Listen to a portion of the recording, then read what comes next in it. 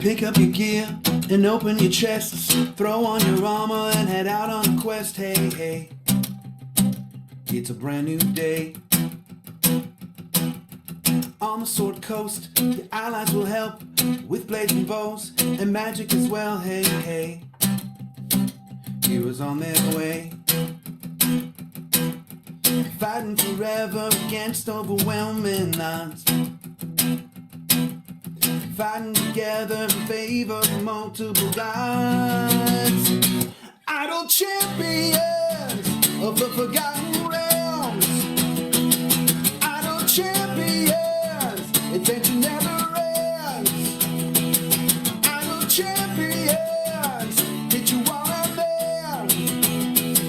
Idle champions, you will set again.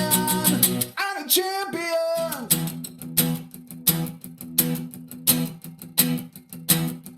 From Waterdeep to Icewind Dale, head out to Corth or Shadowfell. Hey, hey, together we stay. Walk to the monsters, walk to the boss, walk to the right, it's never a loss. Hey, hey, bad guys to slay. Fighting forever against overwhelming odds. Fighting together in favor of multiple gods. Idle champions of the forgotten realms. Idle champions, adventure never ends. Idle champions, hit you all and then. Idle champions, you will set again. Idle champions.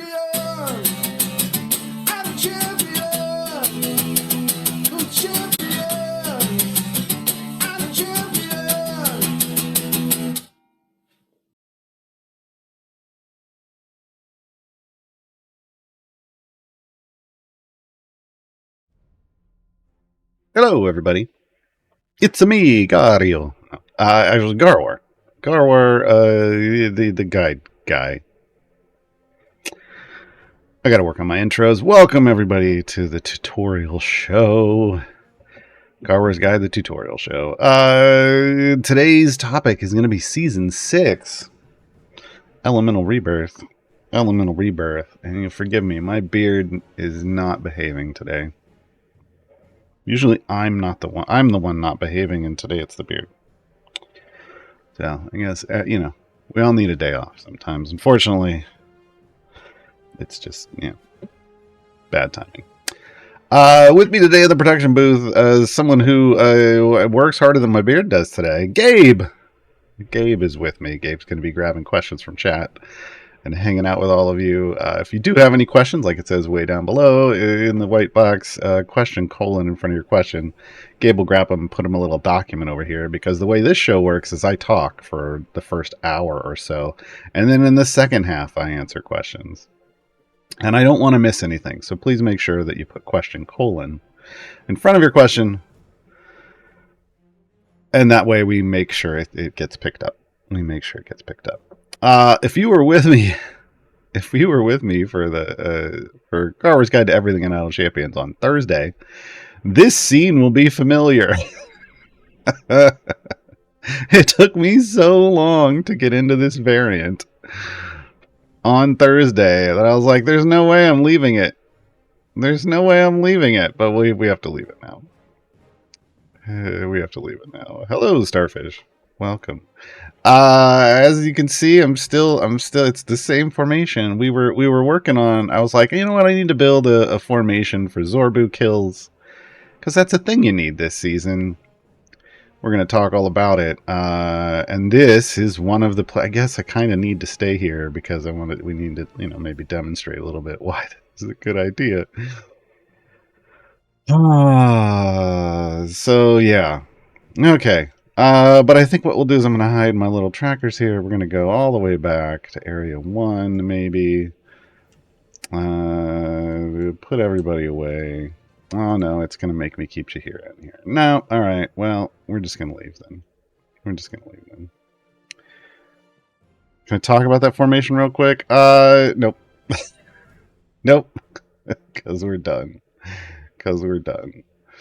But we'll talk about, building formations in general for this season. Don't worry. Okay. Hey, folks. Season 6, Elemental Rebirth, is here. So we're going to talk about each of the champions. We're going to talk about some of the quests. We'll touch on, the major quests. I find so far everything's been pretty aligned in terms of quests and doing the quests. Some more, obviously, a little more annoying than others. Especially when it comes to getting progress in the background. I highly recommend active farming your season quests. Yeah. Jeez. Getting trolled in chat. Alright, season 6, on we go. Season 6 brings us back a lot of older champions. And we were talking year 1 through year 3 here. We're in year 7. So they went back and touched on a bunch. These are based off a community vote that was had. And these were some of the highest in that vote. So we got Zorbu, we got Warden, we got Sisaspia, we got Nrakk, and we got Korth.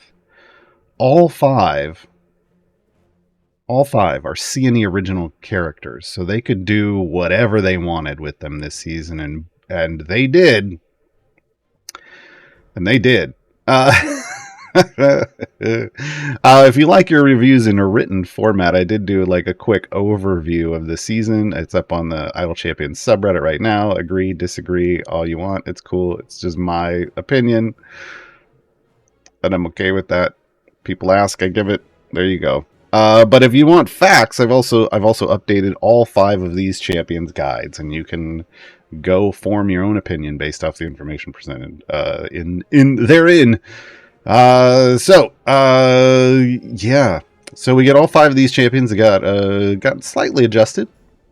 Normally the way this works in seasons is like 2 will get major changes, 2 will get minor changes, and then 1 just gets some happy fun times with like some feats or whatever. However, this time around, everybody got adjusted one way or the other. A couple more major than others. And we will go into that. This is the winter season, so winter favor is what you're accruing. There's no grinding favor. It's literally just part of the reward structure for doing the quests. So if you're grinding quests, you're getting favor. And remember, this favor at the end of the season converts to all of your permanent campaigns. All of them. Reward track, we're going to go over in a bit. It's same 60. It's like same as last season. So 60 levels, free to claim rewards on. There's a free track and a paid track. Well, I shouldn't call it free. There's a base track that you don't have to pay to access to a certain degree, and then there's the paid track that lets you get a lot of stuff. And then, of course, there's paying extra to get all kinds of extra stuff. Seasons are now 8 weeks, folks. So even though this just started last week, it's shorter.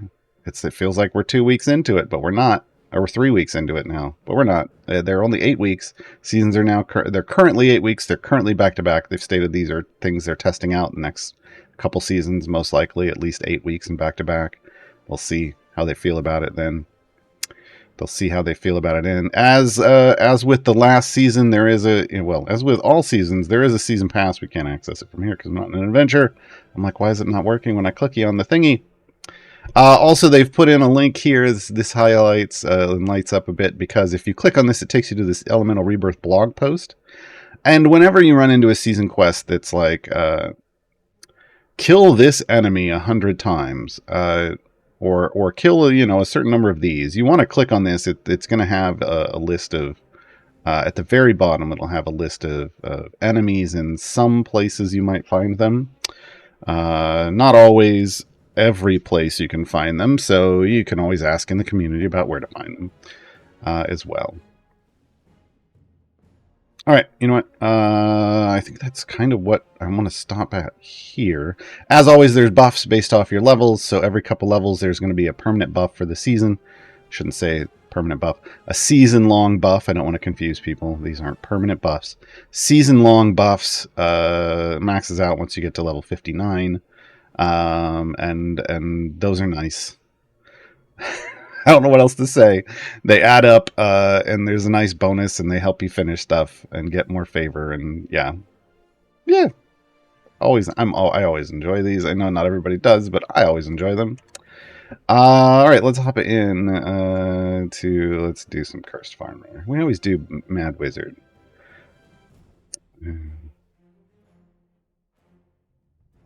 All right. Oh, I guess we got Sisaspia out, so let's just start with Sisaspia.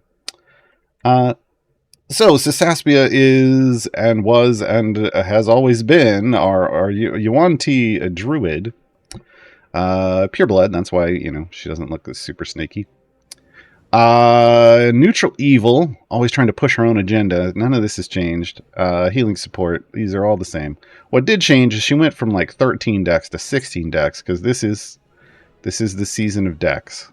They brought Dexy back, hence the code. All of these champions are what they call high dex champions, so 16 or higher. She didn't get any real adjustments on her itemization or her main attack. One thing that always throws people off with Sisaspia. Sisaspia deals additional damage to plants but doesn't hurt undead or constructs. This is why Sisaspia is not a DPS. Despite these upgrades over here that says increase the damage to Sisaspia by 900%, which may make you go, oh, so she could be a super secret DPS. No.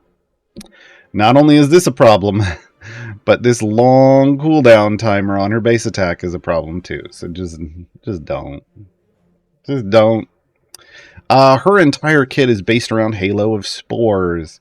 If we go out here and oh no, there's too many things on here. Let me kill some of these faster. See how she builds up these spores that spin around her. They call it a torus of necrotic spores. She generates one every few seconds. In fact, when you start, it's every 4 seconds. And she can hold up to 20 max at base. Okay, but generating spores is super important, and having a lot of them available isn't as big a deal as before.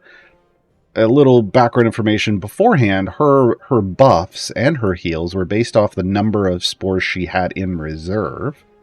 And one of the fantastic changes that they made to make her more accessible this season is that now her buffs are based off how many she has put out on a given area. Much friendlier. I mean, she can be at 0 in her reserve, but be buffing the party and healing the party well. That alone makes this an improvement to Sisaspia. Torus of Necrotic Spores, when an enemy it attaches itself to an enemy, and when that enemy gets damaged, they take a lot of extra additional damage, and this will vary based off stuff. Over 5 seconds for each spore that affects them. A normal enemy can now, it used to just be 1 spore on normal enemies and like 4 or 5 on a boss. And now it's up to 4 on a regular enemy and up to 10 on a boss. So much bigger bonus damage coming to them than before. So again, the regeneration of spores stayed the same every 4 seconds. It's it's fine. I can kill things instantly and build up a ton of spores, but that's not what you really want. You want to be sending out lots of spores at higher levels, and she's still a bit spore-starved, even in her spec for it. We'll get there. Symbiotic Infection. She uses her reserve of necrotic spores, that's not actually true anymore. They forgot to change that. To empower a subtle infection she maintains upon her companions, goading them forward and hopefully assisting her in her own selfish goals. This increases the damage of all champions within 2 slots of herself. So everybody within 2 slots gets this buff. It is positional. It is a positional formation ability. And it's 33% for each spore she's used in the current area, stacking multiplicatively. That's the good way. So The more spores she's used in the area, the more multiplicative stacks you get. We love multiplicatively stacking in this house, except when it's well, we'll get to that. Up to except when it's disappointment stacks, because that stacks multiplicatively as well. Up to a maximum equal to her maximum spore reserve. So remember, her spore reserve caps at 20. So up to 20 stacks base. There's some ways to adjust this later, and now, since we have a multiplicatively stacking ability, anything that affects her or raises her maximum spore reserve is going to be a big deal. It's going to be a big deal, and it's what you want to go in on. Yeah. Symbiotic healing, she heard this subtle infection heals damaged champions within 2 slots of herself. So again, as long as you're placing her with, if you can find a way like we did here, like I did here, you could put her here, you could put her here, you could put her here, and she can, infect and heal the entire party this way. If you can find that type of situation, go for it, because that means everybody's getting buffs and everybody's getting heals. I mean, only the primary DPS needs buff, but this way you can heal the entire formation if necessary. That's always a good thing. It is an amount per second. This amount can go up as you upgrade, as you level up. There's also an item for this, and it's an amount per second for each spore she's used in the current area. So the longer, once again, the longer you're in the area, the more spores you're put out up to her max spore reserve, the more healing you're going to get. So yet another reason you want a high, super high max spore reserve if you can get it.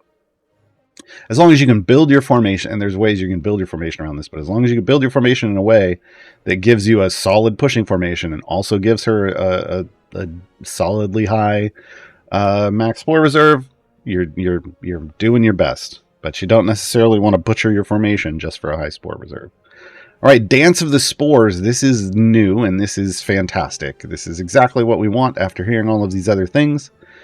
Sisaspia's maximum spore reserve is increased by the average dex score of the formation, rounded down. Okay. So, right now, we have one champion in the formation with a 16 dex. That's our average dex score, right? It's not looking at the number of slots in the formation. It shouldn't be counting escorts. It's looking at the number of champions you have, adding their dex together, dividing by the number of champions you have, and rounding down. So right now, our average, our max spore reserve would be going up by 16. Fantastic. 16 more stacks. Big deal. Okay. Additionally, if the average dex score is 16 or higher, the range of Halo of Spores is additively increased by 12.5% for each full point above 15. Because these spores, you'll notice we're not sending any out. It's because you have to get within range of her, right about there. So it looks like right in this range. Now that we've got Dance of Spores going on, it's usually right about maybe here. So about half.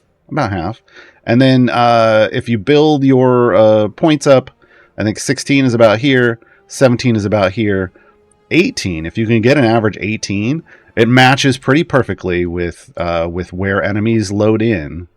So 18, if you're trying to get basically screen-wide spore distribution, you need to hit an average dex score of 18 in your party with Sisaspia. I'm just going to tell you, difficult to do. For the purpose of farming her season stuff, though, you can build the Sisaspia spore formations. Start of this stream was a combo of a Sisaspia spore spreading formation and Zorbu farming, and Warden Accursed Spectre farming. So you can build a formation just specifically for her season stuff, but most of the time, you're going to need to wait a little bit for them to get close, kind of like Strix. They got to get close to formation for her to get that out there. All right, let's talk about her specializations. Simple infection, it triples symbiotic infection. If you don't want to worry about like farming up spores or any of that kind of stuff, you just want some straight up pushing power. Because say that that you don't have to war. You can finish whatever variant you're on, and you don't need every last bit of power possible. You just throw simple infection on, get a straight up power boost, and rock it. Right. I'm going to jump over to the right hand side. Fungal body.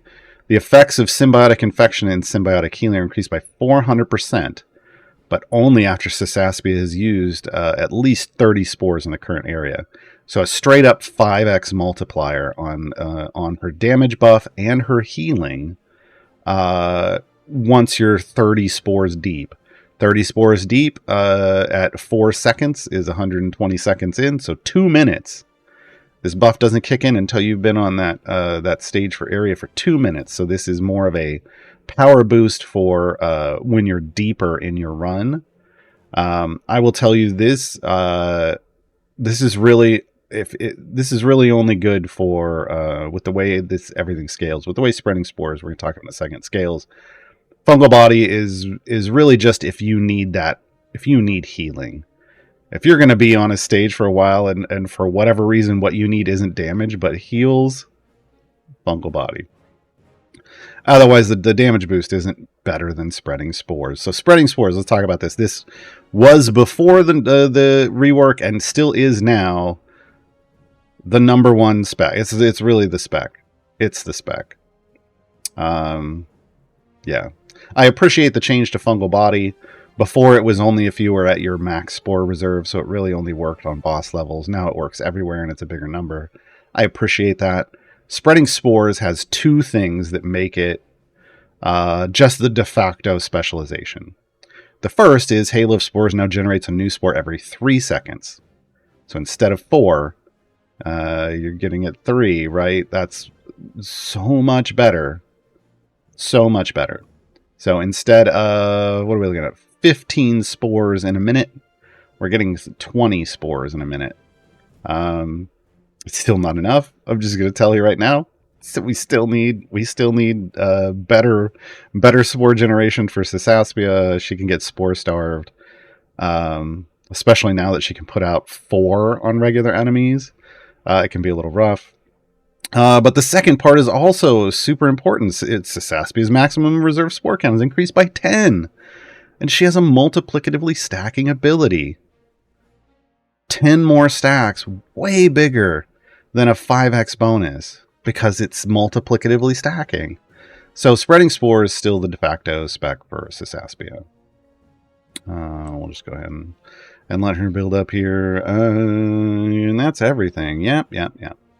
Her ultimate, you'll see it grayed out often.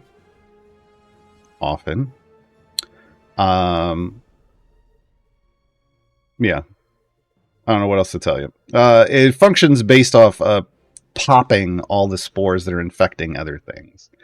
The damage is based on the total number of spores in play, and now that you can have 4 on regular enemies and 10 on bosses, blowing up a boss level could be a big deal. Blowing up a regular level could be a big deal if you got up to 100 enemies with 4 spores each, but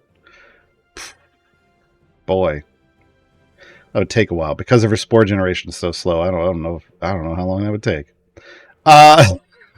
So yeah. So most of the time her ult isn't something that gets used. And when you do use it, you want to make sure it's maximum spores in play. So that you're looking at her Taurus, enemies are stacked up and nothing's flying off of her, then pop it. Her ultimate is her achievement. Yeah, that is correct. Her ultimate is required to use you have to build up things for her ultimate and use her ultimate. But what I'm telling you is general play. Her ultimate doesn't get used much. Because if you're that far deep, you want that bonus damage usually, and you're giving up that bonus damage. Yeah. So still, the ultimate's still a little funky. But it's not as bad as it used to be because, again, she'll have more spores. She can put out more spores. She can distribute. Hopefully, you blew everything up though. Next up, let's go just to go by slot. Let's go Korth. Korth is our samurai lizard folk. This is not his base skin. I should probably. It's such a good skin now. All right, here's his base skin. All right, there's Korth. So Korth is our lizardfolk samurai fighter, healing support. His healing isn't Sisaspia's healing. His healing is temp HP shields, to be clear. Neutral evil. Nothing really changed here, like about those base stats or anything. Samurai Slice, now Korth charges out and attacks the nearest non-marked enemy with his samurai sword. Love this. Marking is a big part of his kit. Always has been, and now he's gonna, once he's marked somebody, he'll attack other people. He just wants to mark once and move on, and this is actually yeah, this is nice. This is nice. His ultimate is still just I jump out and I bite someone, which feels weird, but sure, we're living with it. All right. All right, rapid training is the first ability. Korth increases damage of all champions with a dex score of 16 plus. So again, he now wants to buff high dex champions. So you need to make sure your DPS, the DPS that you're using, is 16 plus, or you can get it to 16 somehow. There's ways to do that now. And it also reduces attack speed by half a second on that on anybody's 16 plus. Lizard folk tactics. Enemies' Korth attacks become marked. So here's where the mark comes in. And that mark sticks around until they're defeated. Marked enemies take an amount more damage from all attacks. So they are effectively debuffed once they're marked.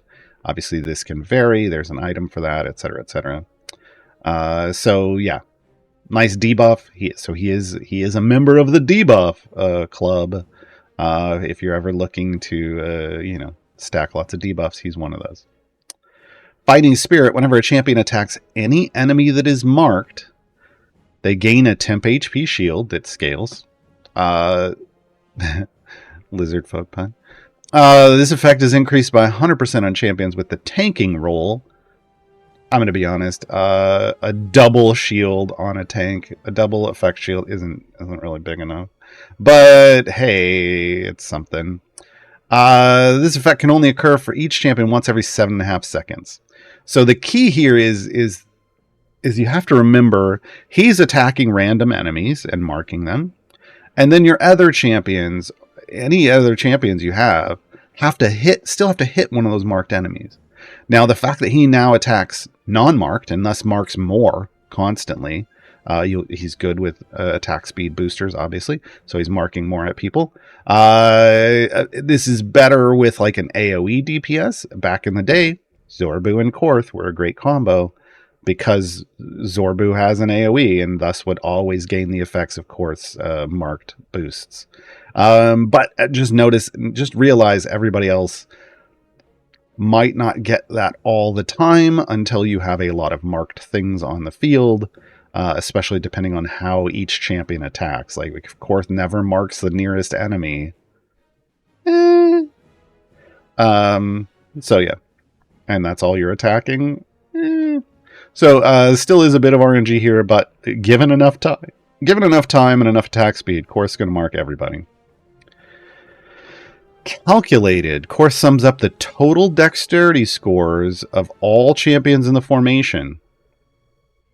This is a total. We're not talking averages or anything. He's just going to add it all up. Then increases the effect of rapid training by 7.5% for each point, stacking multiplicatively. That's the good way.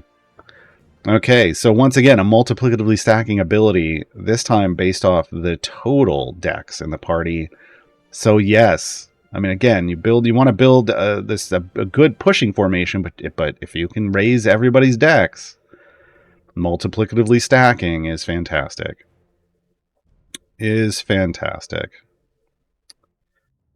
All right. Yep, Loopy, it does say nearest non-marked enemy, so you should have the nearest. It's nearest works weird sometimes, but it should be. Okay. Specializations are all the same thing. They're all samurai training. However, samurai training can be behind you, in front of you, or beside you. And it's literally what it says. Like if we move over here, Behind is back here. It's the two. It's about buffing two champions. So the two champions right behind Korth. In front would be the two champions right in front of Korth, and beside are the two champions right beside Korth. So above and below. Okay. And it's the same thing. It's the same thing. It changes their dex scores to 16. Unless they were already higher than 16. It doesn't bring anybody down. It only brings people up. It only brings people up. This is a great way to build out a formation, even with some low dex champions. You have two of them, you place them wherever they need to be, and then you pick the specialization based off, upgrading those champions. You're going to raise, this is a great way to get some more points for calculated, for the multiplicatively stacking. If you've got Sisaspia in, this is a great way to raise your, to not tank your average and to maybe get her some range. So this is fantastic. I'm just going to go, well, it doesn't matter. We'll say beside. We'll say beside. So yeah. Nice way to adjust things. Now, he got a new achievement. And his achievement is now use samurai training to raise two champions' dexterity by 14. And I know some of you may be like, but Gaar, you said he takes it to 16, so isn't that just on him? No. Total points that they've been raised by 14. So this means you need to find a pair of champions whose dex scores are super low. And I will tell you right now, the best combination I have found is a 10 and an 8. And if you have it, everybody has Bruner. Bruner's a 10. Bruner is a 10. Bruner's a 10. Bruner's a 10 on dex. But now Bruner's a 16. Okay. That gets us 6 points. And then we need 8 more points. So we need an 8. And Omen is the way to go. You can't do it with core champions. You can't do it with any early unlock evergreens. Sorry, new players. This is one you're going to have to wait to get until you can unlock Omen. Of the options that are 8 decks, Omen is the best one to end up spending a time gain on. Because Omen is real beefy now. Omen's real beefy. This is not his skin. This is his skin. Omen's real beefy now. After his rework. So definitely, you put these two, you get them both to 16. That's going to give you 14. You get the achievement immediately. Okay.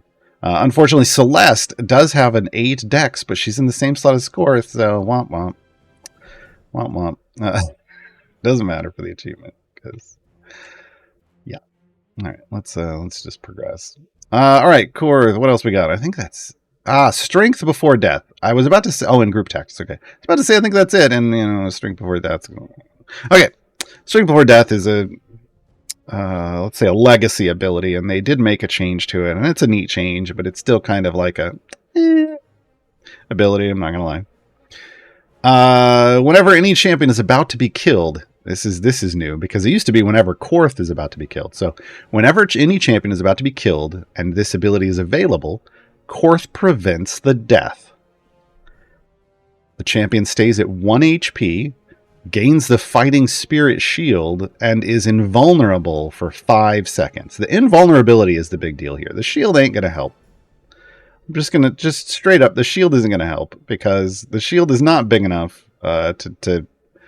to prevent the next hit from whatever killed this champion in the first place. Let's just be honest. It's the only, you get 5 seconds of invulnerability. Do with it what you will. I mean, if you even notice. Then Korth immediately makes an ultimate attack against the enemy that tried to kill the champion. So he's just going to hope and cross his fingers that your butt is high enough that he can one-shot this enemy with the ultimate. And it works even if the ultimate is on cooldown, folks. He's just going to fire it off again. The ability has up to 3 charges and regenerates 1 charge every 1 minute. Oh, boy. Saturdays. So yeah, it's interesting. It's interesting. So you're going to get 3 attempts to kill whatever's just killed that party member, basically.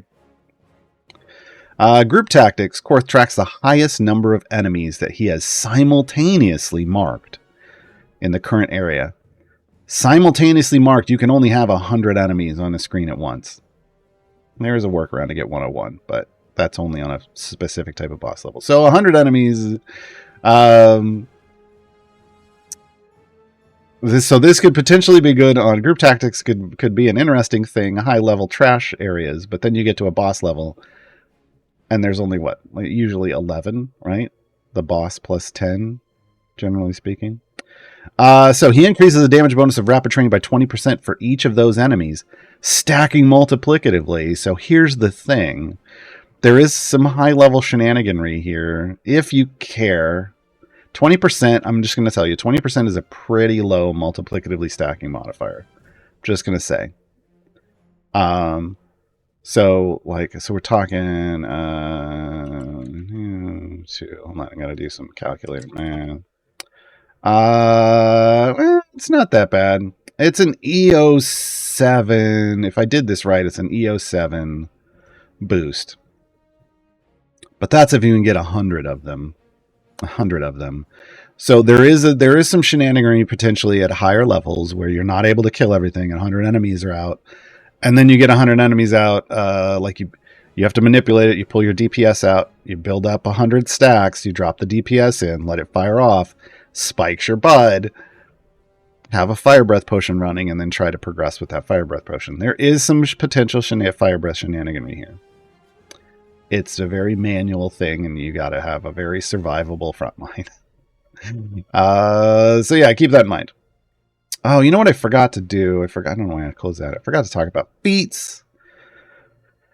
Feats is for Sisaspia, pretty general. The feats that matter are the ones that got added for the season. She gets Fungal Colony, and that is a yes, please. Maximum Spore Reserve by 10. The moment I get this, it's going in. It's never coming out. It's never coming out. So yes, please. And then Nimble increases the dexterity score of Sisaspia by 1. This is situationally a positive thing, because remember, she's doing she wants average dexterity scores. If adding 1 to her might raise the overall average of the group by 1.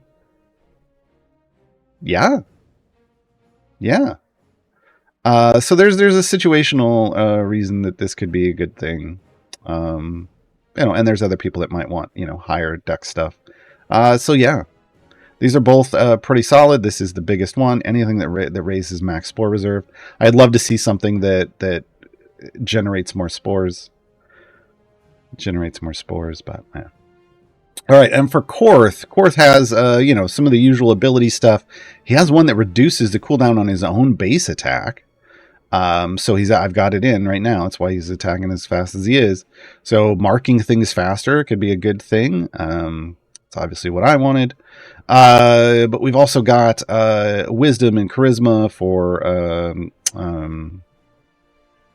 whatchamacallit. Wisdom is for Nrakk. Charisma is for Zariel. And then Iaido, because I believe that's an A. That is an I. If it was an L, it would have the tail. Increases the base dex score buff provided by Samurai Training by 1. I don't have this yet, but it's going in the second I do, because that takes everybody, instead of taking everybody to 16, taking 2 people to 16, it takes 2 people to 17. And again, he likes that. He likes those higher dex score totals, right? So some cool feats on Sisaspia and Korth. Who's next in this lineup? Warden, Zorbu. Oh no, that's the wrong button, Gaarawarr. Why am I... Nrakk.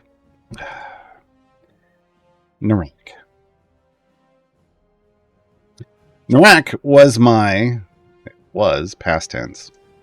was my primary DPS in my pushing formations. I showed him off on stream, and I think some people were like, wait, I thought you were just using him sarcastically. No. Loved me some Nrakk DPS. Yeah, it worked for me. It worked in the meta. Nrakk lost his DPS tag in this season, folks. Which makes me real sad. Which makes me real. I mean, that's one way to mix up people's formation meta, right? Or formation building. Just get rid of their primary DPS. They just decided that Nrakk was better off as a support, and they wanted to go all in on building his support buffs. Massacred, my boy. Yeah. No, I liked Nrakk DPS a lot. Okay, one of the other things they changed since he's not a DPS anymore, and his ultimate was a DPS boosting ultimate. He's got a new ultimate. It's called Ki Blast. Nrakk blasts a random enemy and gains ki points. This is now the only way Nrakk gains ki points. Reactivate when the blue ring fills to the orange area to blast another enemy and gain additional ki points. Now, it only says this once. You can reactivate this ability. Once you hit it once, there's going to be a dexterity minigame. There's going to be a dexterity minigame with this ring, very visible ring around Nrakk. It fills up at different speeds. So one time it might go real fast, one time it might go real slow. And then there's an orange area at the top of the circle. It fills up around the outside. And there's an orange area at the top of the circle. So once you get into the orange area, that's when you want to hit the button again to unleash a ki blast again and gain more points. Once you've activated it once, you can hit it up to 9 more times for a total of 30 ki points. So 3 per activation. The orange space, again, the bars fill up at different speeds, sometimes faster than others, and the orange space can be different sizes.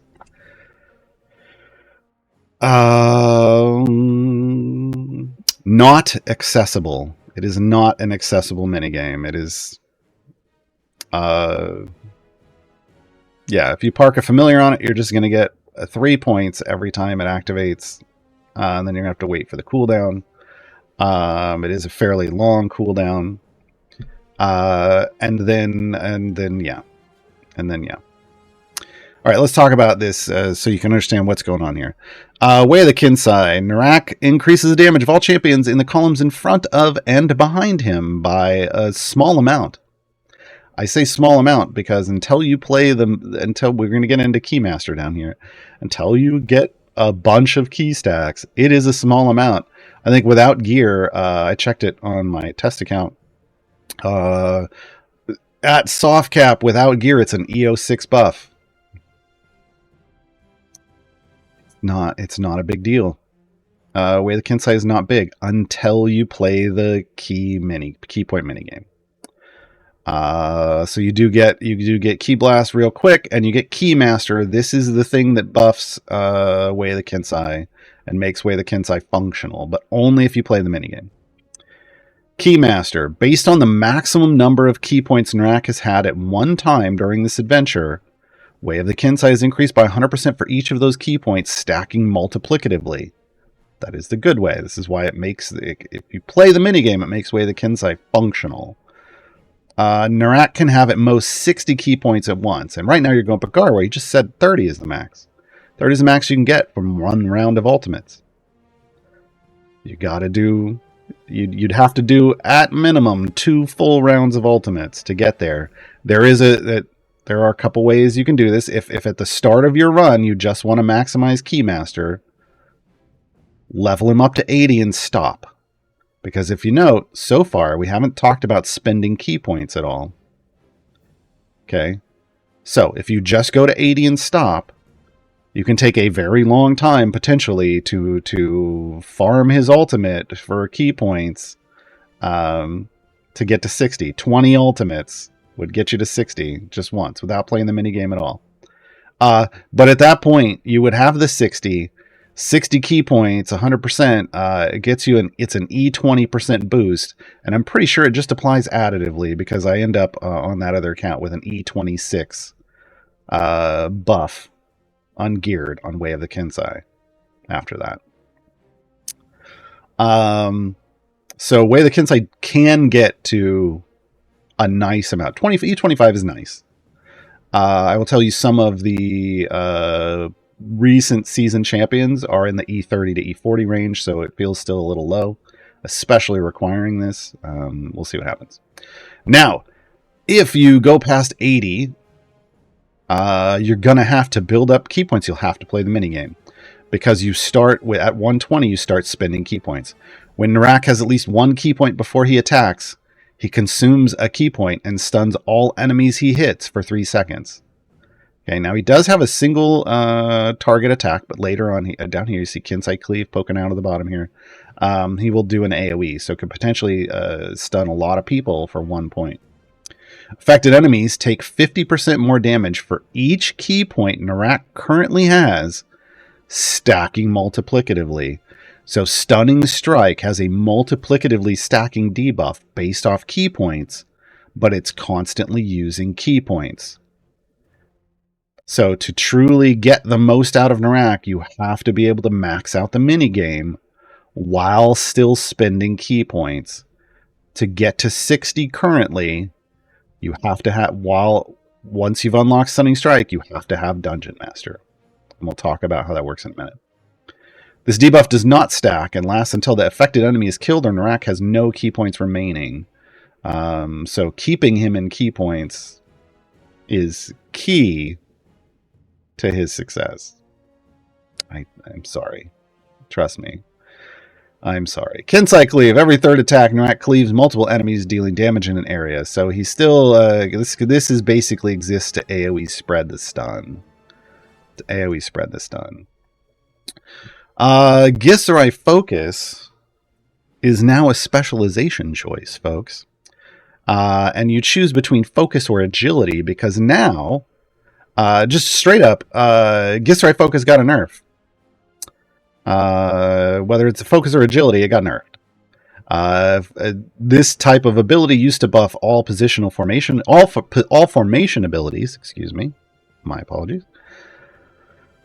Now it only buffs positional formation abilities, so it applies to fewer abilities, and Nrakk is now no longer usable really in the same way in a Azaka Gold Find, because most Gold Find abilities are just formation abilities, and he used to buff that. As well, and he used to... Oh, I didn't even think about this. Health share abilities are formation abilities, and he used to be fantastic when you needed a lot more health on everyone. You could put him next to tanks, and he'd buff their health share. Not anymore. Not anymore. Positional only. But now you get to choose. Do you want it buffing based off Wisdom 14 or higher? Or do you want it buffing based off Dex 16 or higher? That's the choice between Focus and Agility. Currently, I'm just going to put him to his normal thing, even though this is a Dex formation. Currently, the value got nerfed. Gaarawarr Focus used to get upgrades as an ability. It had upgrades along the upgrade path. For the champion at soft cap, it boosted by about 380%. Just shy of that, 379 point something. Now it has something everybody always wanted, item support. But you'll notice there's a cap. There's a cap on that currently at 251, which is fairly low. It also has a feat. With the cap, with the item support capped and a feat, it caps out at like 200% now. Yeah, 200%.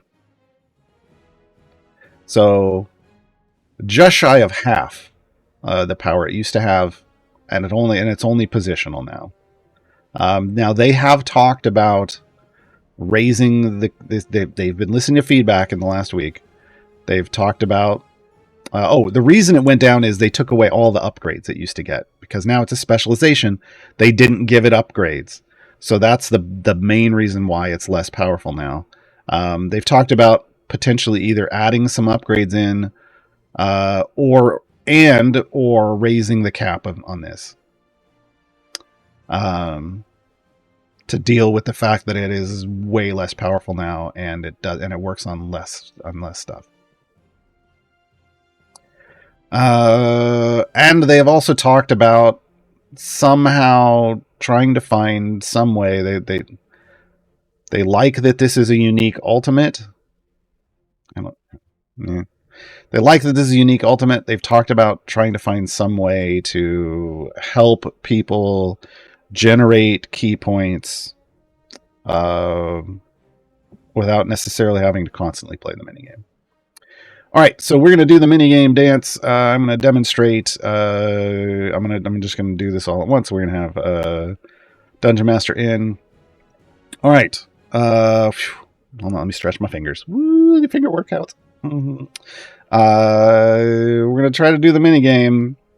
The key here to hit 60 is I have to do a full rotation of Nrakk's ultimate, then hit Dungeon Master's ultimate, which resets Nrakk's ultimate, and then I have to do a full rotation of Nrakk's ultimate again. Let's see. You have to. Here's the key to do this. You need to turn auto progress off, because the second you switch levels, it turns Nrakk's ultimate off. Okay. So to stack this up, you need to pause and do it. Now, this is I would say so once you've set your first 60. The only other time you really need to try to boost to 60 again is on a boss fight when you need to down that boss. And you will then, you wouldn't be running Dungeon Master normally, but you'd swap Dungeon Master in. You'd run the minigame twice, swap whoever you had back in for Dungeon Master, and enjoy the bonus damage. Because again, it's a multiplically stacking debuff. It's currently really strong. I think it's brokenly strong. I think his debuff is currently getting some boosts that it shouldn't be getting. But it's strong if you can play it. It's just inaccessible to a lot of people, which makes overall this a nerf in my eyes. All right, here we go. There it is. 1, 2, 3. Oh god, I'm not going to count them. Counting and doing this at the same time on stream. 21, 24. It's going up by 3 each time. That's not telling me I'm getting big numbers each time. It just tells me the total. Reset with Dungeon Master. Here we go again. Oh, the fast ones kill me. Because when can I blink? I gotta wait for a slow one to blink.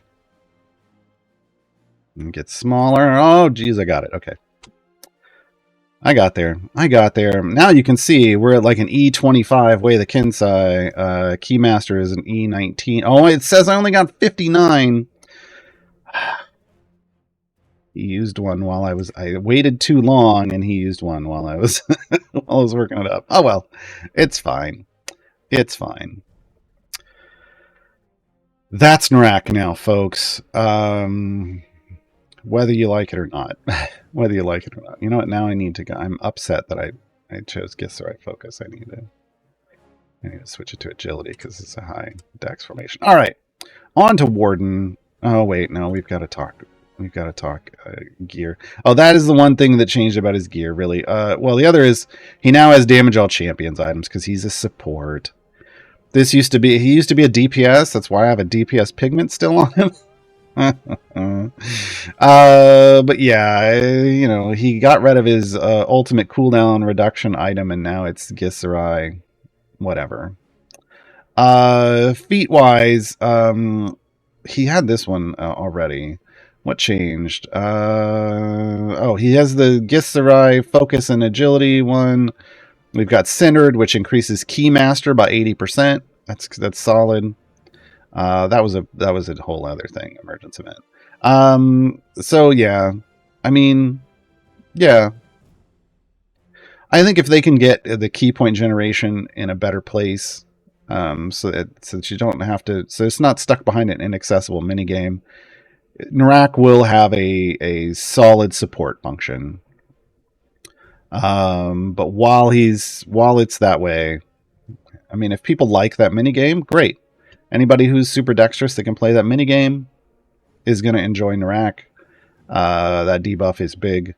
But if you can't, nah. Unless you don't have a keyboard. Yeah.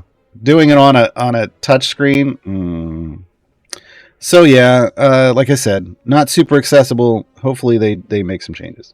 Okay. Warden. Warden is our favorite non-binary Warforged Warlock.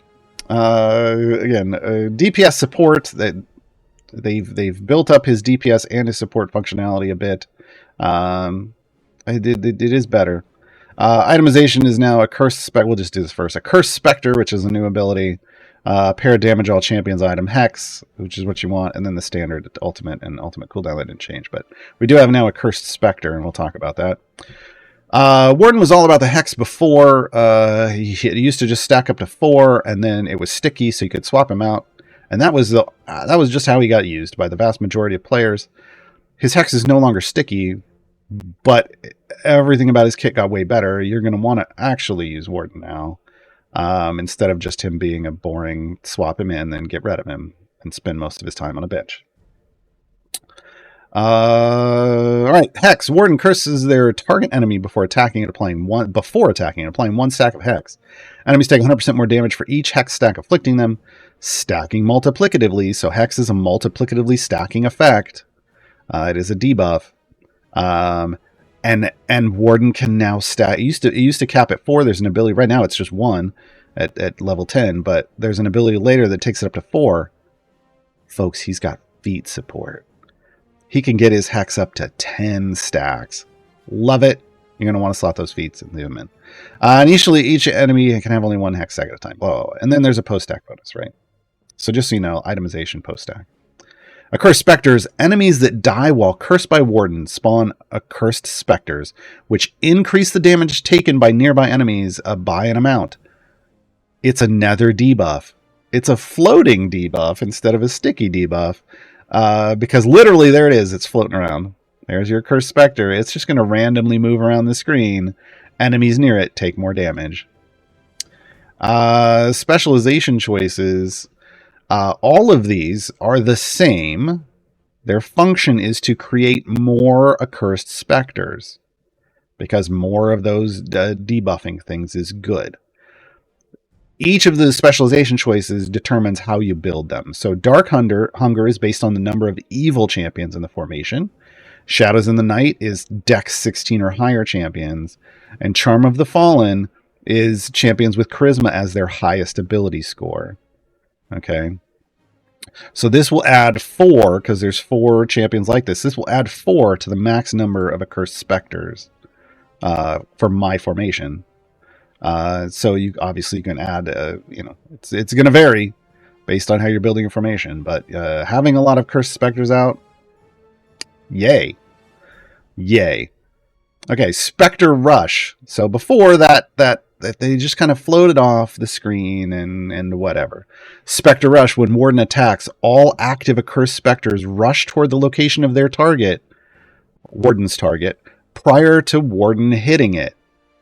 So they see he's coming in, and they're like, oh, let's go debuff this dude. And they all come in.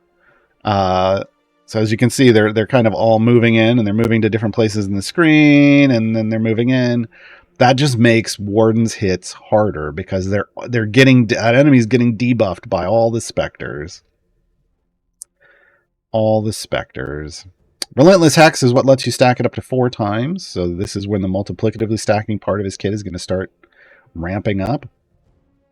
Master of Hexes. Whenever a champion kills an enemy near an Accursed Spectre, the Spectre reacts violently, applying 1 Hex stack to all enemies in its radius. So this is a way to build more Hex stacks. Great. I wish Sisaspia had an ability like this. I'm just gonna say it. To apply a spore to all enemies around it, something that would have been great. CNE, take notes. CNE, take this down.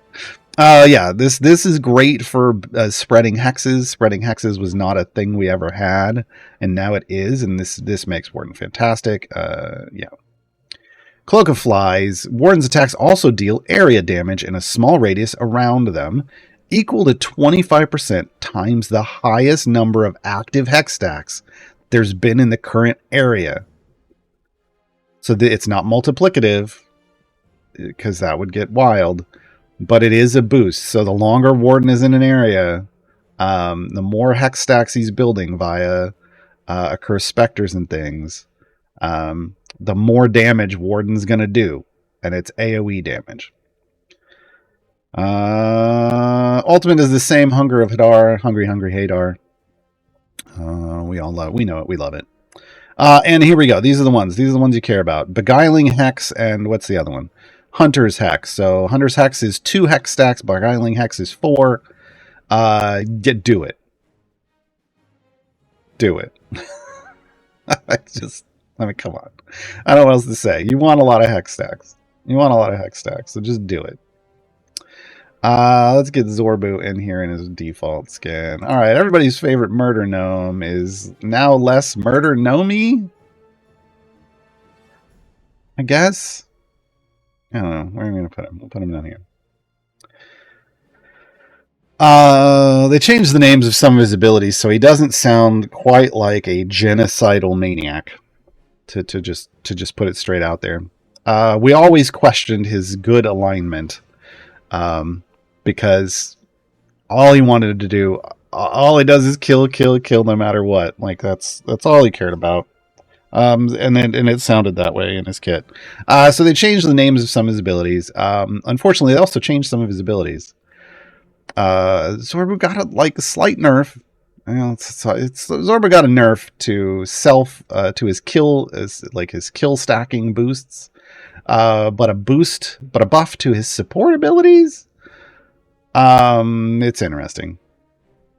So nothing changed about his kit. He was supposed to be the one that got the least changes, but he still got some anyway. Know Your Enemy is now what Lifelong Enemies is. I wish they'd renamed all of his abilities based off Rage Against the Machine songs, but we just get one, and it's a good one at least. And they also changed, it used to be Humanoids, Boy Beasts, Undead, and Drow, which was always silly because Drow are humanoid. It was weird. Now we get some OG Zorbu flavor. Drow got changed to Aberrations. You keep your stacks, whatever you had for Drow before, but now they're Aberration stacks. So this is OG Zorbu kit. One of his favorite foes was Aberrations, way back in the olden days. Now again, it starts off killing, gaining 0.01% damage bonus against that type for each kill, stacking additively, and it stays that way. This is the nerf. Lifelong enemies got multiple upgrades in the old Zorbu kit and would get up to 0.08% damage. And now it just stays at 0.01%. So if you've been seeing Zorbu doing less damage than you're used to, that's why. He does less damage. He got nerfed by a factor of 8. Yeah.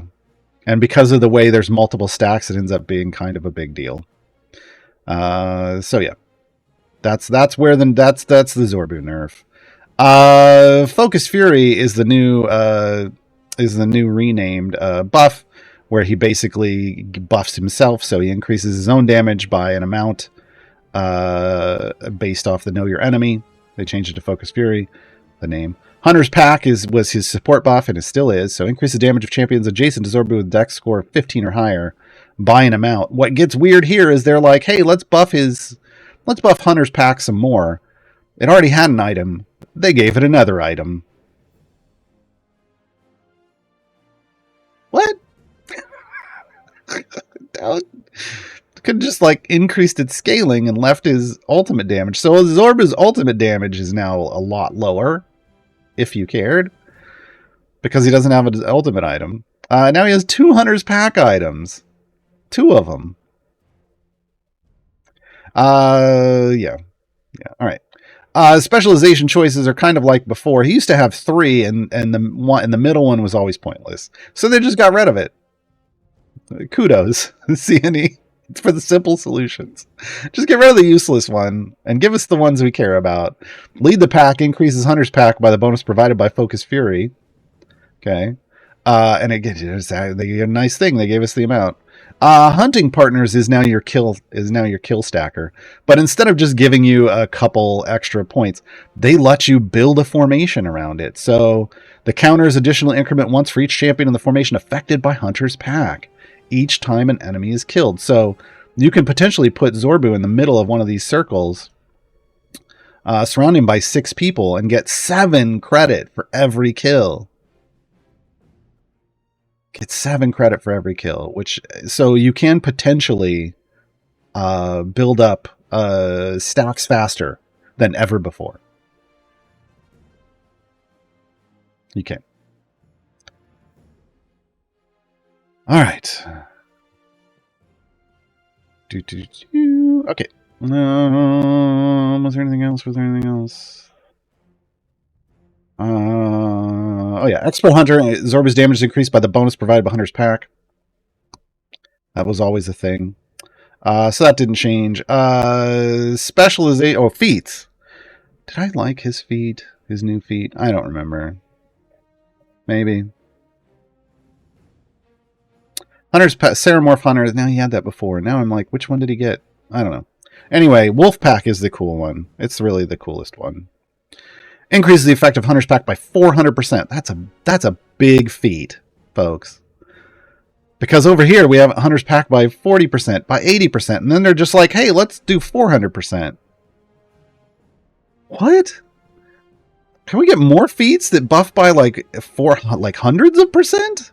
Please? Can we just change all of these to be 200% instead of 20, 400, like just add another 0 to all of these, please. Yeah, that'd be great. So 400%, and the dex score of adjacent champions goes up by 1. So Zorbu can boost adjacent dex scores too, building into this whole. Now he doesn't really care, but if he's buffing somebody, if he wants to buff somebody that was a 14 dex, he can make them 15 and qualify for his buff now. But added into this group of other champions that now want lots of dexterity scores, yeah, he fits right in. Plus, he hasn't. This is going to be a default feat no matter what, because Hunter's packed by 400%. Enjoy, I guess. Enjoy. Okay. All right, we're going to talk about the season stuff. That was the champions, and we're already at about the halfway mark. Let's talk about the season stuff. Like I said, I think the season stuff is pretty straightforward. Seasonal quests, I did them all already. So far, they're pretty matched with the milestones, so we're going to really go over the milestones. You'll note there's no daily quests. They removed that this season. Instead, they upped the XP off seasonal quests. And they gave us more. There used to be 7 seasonal quests that we got every week, and now there's 9 that we get every week. So instead of this kind of slow, steady grind every day and get a little bit of progress with daily quests, they put all that XP into seasonals and milestones, and now you get huge ramping bursts as you finish these off, which is why I'm in the almost to 50. There are people that are already done with 60, and they finished it in a week. This allows you to really get stuff. Removing daily quests allows you to really get stuff done. It's wild. If you're putting in the effort. Yeah. So seasonals, I think most of these are really, they play off the milestones, so I'm not going to go into them too much. Like I said at the beginning, if you have ones that are like kill the resurrected hero of the Veil, hit this button over here, Elemental Rebirth, find out where they are. It's usually related to, like, if there's an event going on, it's a boss in the event area, 100%. Otherwise, it's something in a free play somewhere that you can find. Every now and then they'll be like, oh, it's only available in Time Gate, and then in which case ignore it, is my opinion. Let's talk about the milestones, because those are the ones that really, I feel like the best way to do this is to try to build a formation that attacks these milestone quests, and just use it in everything you're doing. So, all 5 of these champions, make them a part of your regular pushing formations and stuff, and when you're doing stuff, and then also have like a farm formation for when you just want to AFK for a while. And like me, you'll knock all these out. The Halo of Spores ones is the bane of my existence. If you, like me, are having trouble with Sisaspia's Halo of Spores, you have to build that formation that I was talking about earlier that maximizes her range. Or you need to go far enough into an adventure that they're getting close to the formation. So deep push and farm out and farm deep, like I was doing at the start of this stream. Those are the only ways around it, because she just doesn't generate them very fast. So let's talk about this. One of this is build up a cursed specters, wardens of cursed specters. Sure, just to have Warden in. Also, if you can have attack speed boosts in, that's going to be helpful here, because remember, he puts them out as he's, with attacking. Have Warden or Zorbu as your bud setting champion. That's fine. You're going to want it to be Zorbu. I'm just telling you now. Because gain a bunch of stacks of know your enemy. Zorbu needs to be who's killing. Because you need to build these stacks. Level up champions. This one's going to be done quickest, because you should be using everybody Dex 16 plus anyway, or at least these 5 Dex 16 plus. So this should go real fast. The Halo of Spores is going to take a little while. Complete free plays. Okay. I know some people are like, well, but I'm pushing variants and stuff. Why do I do this? So all the way down here at the bottom is complete areas in any adventure with a patron active. This is what I consider the fastest way to do this. You'll note I have my background parties as Mert Chores, Vajra Chores, Strahd Chores. I just make mini groups of 2 to 3 champions and park them in a background party with that patron active doing stuff to get their challenges done each week. Like this, right? You got to do some more work here. I tell you what, those background parties just used for that purpose knocked out all of this in a few days, and then it finished this off too. Even in the background, even offline, these two, if you pair them together in this way, just gets that done without even having to think about it. All right. Defeat a bunch of enemies with at least 5 champions in formation with dex score 16 plus. Well, if you're using all 5 season champions, this one's gonna get done right along with Know Your Enemy. Okay. Use ultimate ability of a season 6 champion a bunch of times. Well, familiars are your friend here. Park familiars on the ultimate for each of these. I'll tell you right now, this is Sisaspia's is rarely going to go off, but you can build it up off the others. And then complete a bunch of areas with at least 140 stacks of Corth calculated. Remember, calculated is the dex additive thing. So you just need to make sure that calculated, you build a formation that is high dex. He'll have over 140 stacks. And he's just along for the ride. Okay. And as you can see, I mean, I only really start if you tuned in on Thursday, you'll note I had a lot of these that weren't done, and I hadn't even done much of Zorbu's Know Your Enemy, and now I'm done with Zorbu's Know Your Enemy. There are fast ways to farm this stuff. I was doing one at the beginning. It's not the fastest. I was doing Jaheira's An Unkindness of Ravens. It provides nearly infinite beasts, ravens, pretty quickly. The better way to do things like this and to basically knock all this stuff out is if you have an adventure that's still available, a variant that is still available that has this type of rule. Go there. And you can do it at a low level. If it reads what I'm about to read, if it reads this, you can do it at like level 1. You don't have to push deep. You don't have to complete it. What you're looking for is X number of some kind of enemy. In this case, Twilight Twist is fantastic because you get 1 to 3 relentless ghouls appear with every wave. When they are killed, they don't disappear. Instead, after 5 seconds, they get back up and start attacking again. I refer to this commonly as a Chumbawamba variant because they get knocked down and they get back up again. If you're not old enough to get that reference, Google it. Google it. This is fantastic because what happens is you end up with 100 relentless ghouls on your screen because they appear in every wave, and eventually they're the only things that are on the screen. And they're just getting toasted in an AoE by Zorbu, falling down, and getting back up again 5 seconds later and getting toasted by Zorbu again. You're basically every 5 seconds you're getting 100 stacks of Know Your Enemy. And when you build this, and when you can have everything else out with Warden and Sisaspia and everything, and throwing out spores and getting the Cursed Specters, totally fine. Add some speed potions so you're 10x speed, and your totals just fly through the roof. This is why I did this in less than 2 days.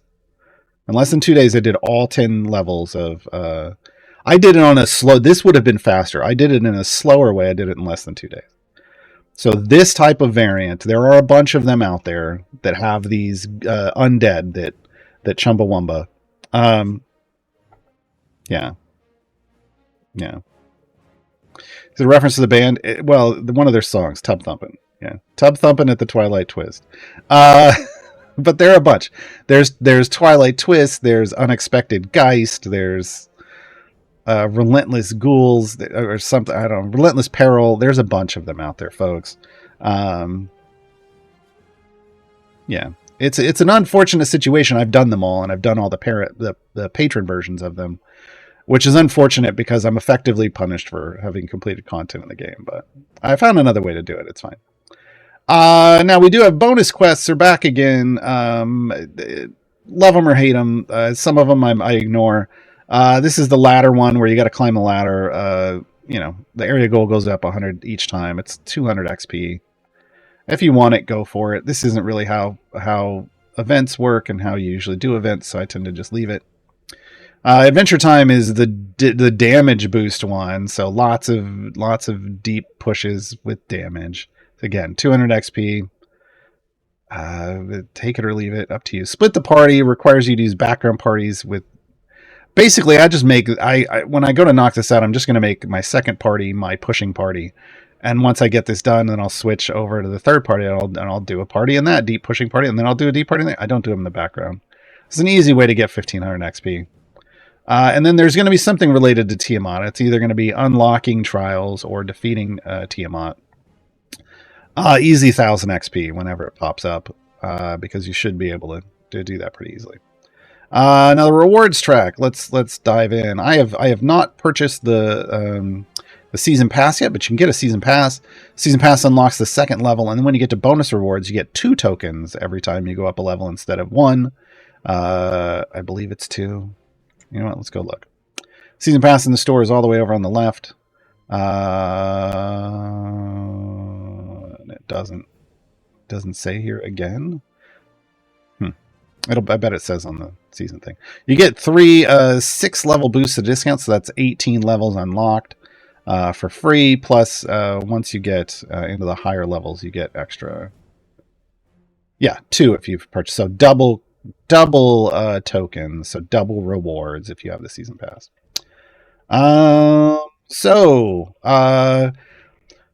One of the things that they did is they reduced the number of time gate pieces available this season. So you're only going to get 2 free sets of time gate pieces, like 3 stacks. So you're only going to get 2 free champions.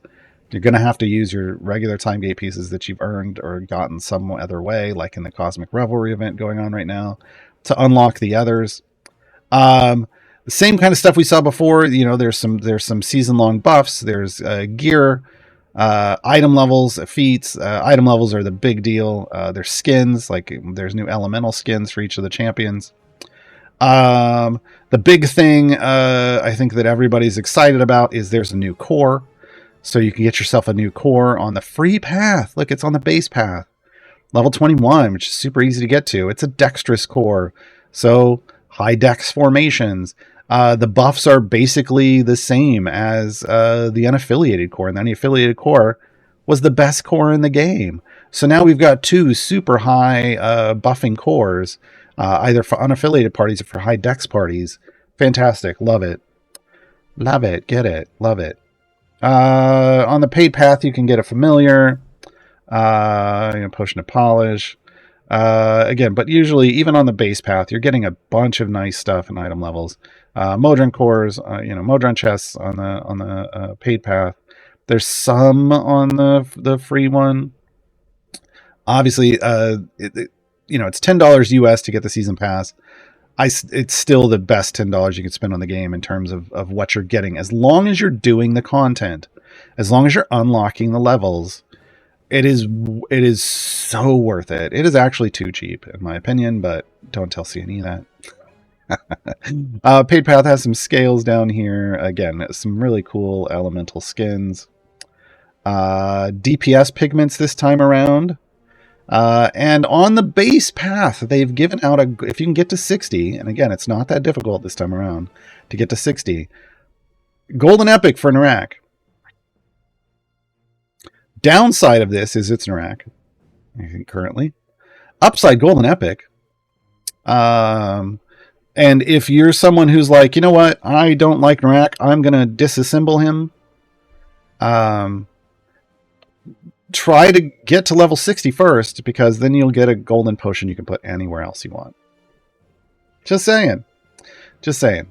Bonus rewards is the same thing as it was before.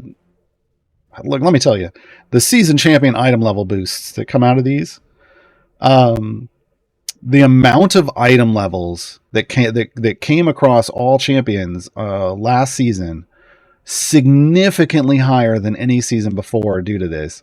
I know people they want to be able to choose their own stuff, but the power that those champions now have, way better than any prior season, because people were usually just getting Modron chests. So champions came out way better after last season than ever before. In comparative to some seasons, twice the item levels. So really good stuff. Really good stuff. All right, folks, we're going to take a short break. We'll come back. I see we've got over a dozen questions stacked up. If you have questions, remember, question : before it. The song at the break, Warden's song. Warden's Lament.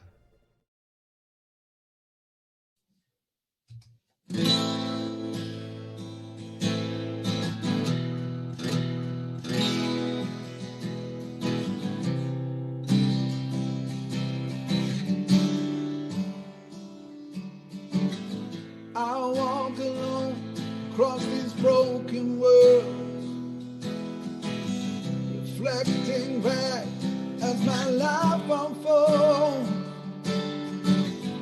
I knew my duty, I had my role. I knew my heart's desire, I had it so.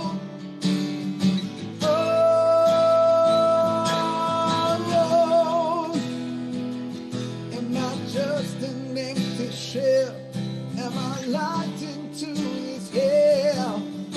Oh,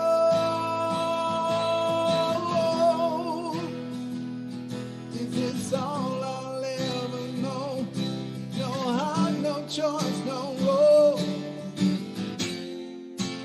All day or morning, my world came crashing down.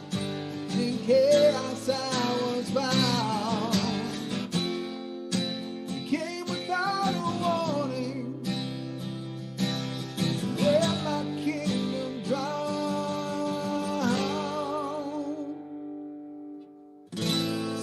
Caught fire, was the end of the war.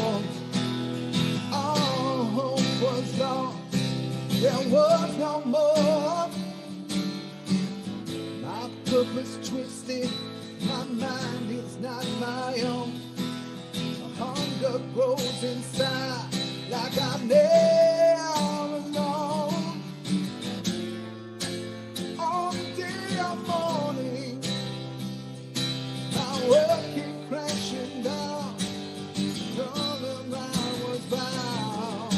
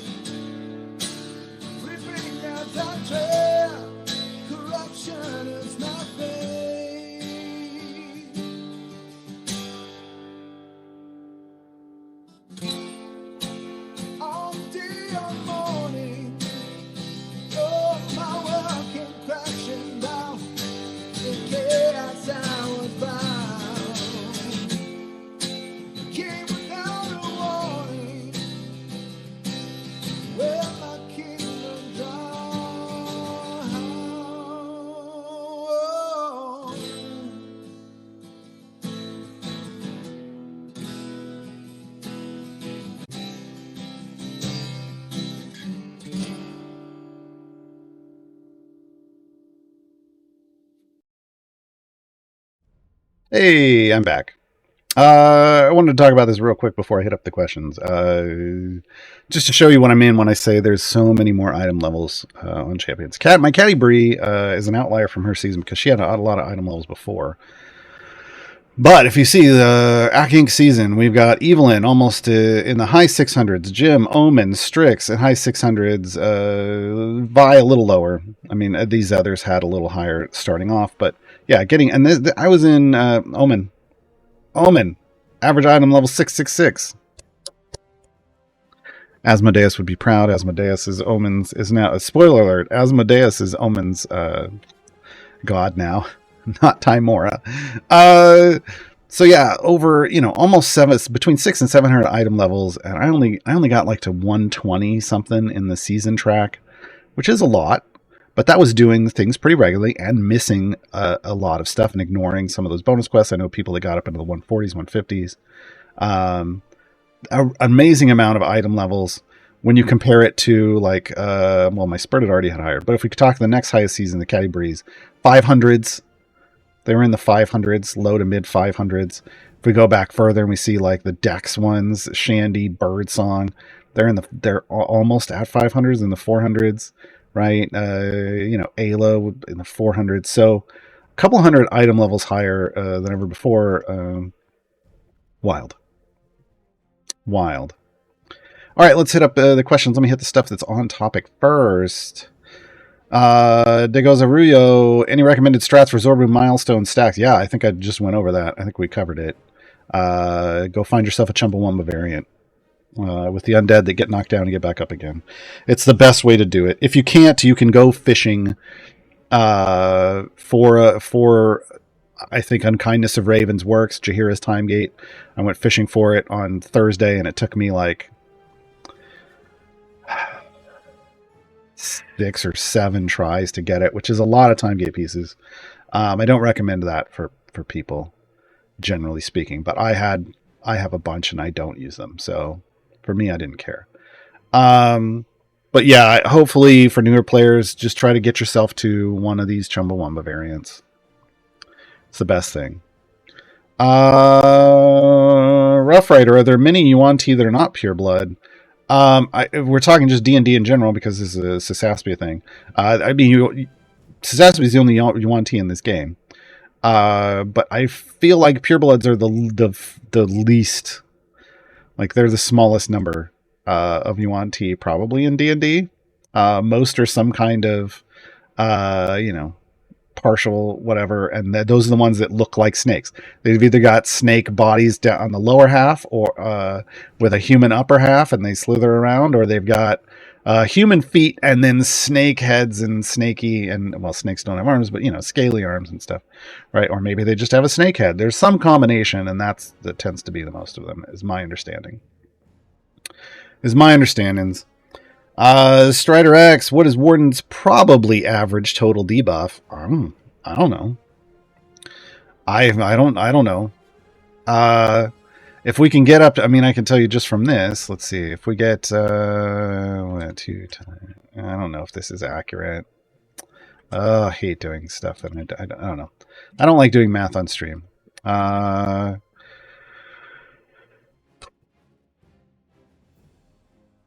Because it's a post-stack bonus, it always throws me off, and they don't tell you the totals. But if it were 10, it would be like EO3, but then it gets an E10% bonus. Like it's, I don't know. I would say look at this number. I don't know how that math works out. I don't do math on stream. Plus, like, is it additive for each increase curse specter? I don't know. That's a dev insight. That really is a dev insights question. How do these debuffs stack? Because Warden got a lot more complex in terms of debuffs. Ricardoso, key points have no effect on Githzerai focus / agility, and therefore don't affect Orkira stacking. Correct? Correct. But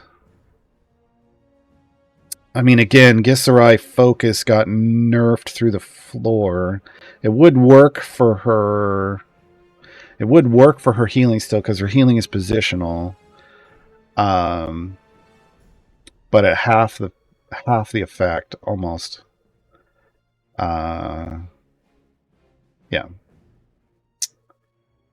Freeman with Nrakk not so good, Nazaka Gold, not even not so good, just not functional anymore. I think the only person that I know of off the top of my head that it would work on is Stokey. And not enough to make it, not enough to want me to put Stokey in. How do you build a Zaka 10 slot formations? I don't know. I haven't done it in a long time. Look, generally speaking, you just use whatever the best gold find champions you have. None of that has ever changed. It's just now you're not going to use Nrakk, so you're going to replace Nrakk with whatever your next highest gold find boost was. I don't know what that is. Only you know what that is. This is why I don't like to give lists, because you need to figure it out with the champions that you own, right? And we might own different champions. And even if you were like, I have all of them, well, but you're going to have different gear than I do. And yeah. Some of those things you got to figure out on your own, folks. We just tell you how the general overarching concept, and then you have to fill in the blanks. It's the best way.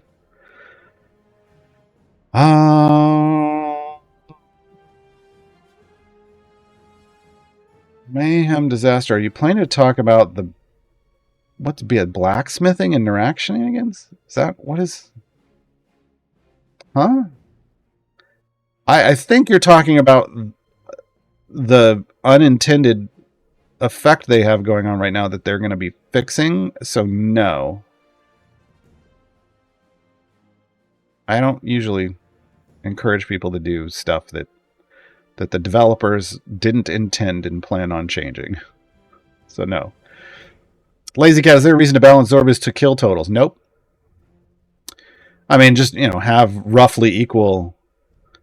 Oh, you're talking about Birdsong and Nrakk shenanigans.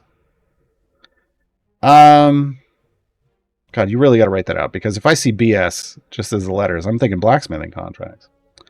Birdsong. So that's I've talked about this publicly on stream before. I don't know if this is. I think it's part of the same problem. I don't know though. I mean, only the devs are going to know behind the scenes.